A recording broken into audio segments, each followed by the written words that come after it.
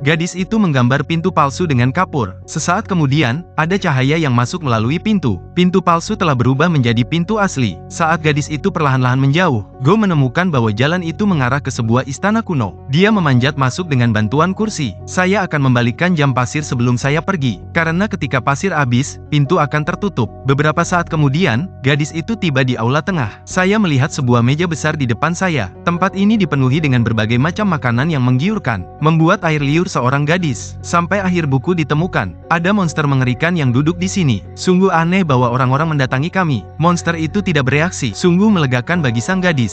Namun, segera setelah itu ia menyadari bahwa dinding-dinding di sekelilingnya. Tempat ini penuh dengan mural monster yang memakan anak-anak, dan ada tumpukan sepatu kecil di lantai di sebelahnya. Tidak mungkin pemilik sepatu itu dimakan oleh monster, bukan? Hal ini membuat gadis itu tiba-tiba menjadi polikromatik. Cepat dan lepaskan jin di dalam kotak. Dipandu oleh peri, gadis itu menemukan 3 lemari tua. Dia mengeluarkan kunci emas, membuka yang paling kiri. Sebuah benda tajam yang tajam ditemukan darinya. Dan itulah yang telah dilakukan gadis itu sejak melihat bahwa tugas itu mudah diselesaikan. Peri mengingatkan gadis itu untuk segera kembali ke tempat pertemuan. Setelah melihat monster itu masih duduk diam dan tidak bergerak, dia berangsur-angsur mengendurkan ketegangannya. Saat melewati meja, gadis-gadis yang minum lagi tertarik pada makanan. Buah anggur di atas meja tampak jernih. Biarkan dia melupakan peringatan dari ahli kimia. Saya tidak bisa tidak memilih salah satu. Masukkan ke dalam mulut dan kunyahlah. Ia sama sekali tidak menyadari adanya monster di belakangnya. Tangannya tiba-tiba bergerak. Setelah menempatkan bola mata di telapak tangan Anda, monster itu mengangkat tangannya. Hal berikutnya yang Anda tahu,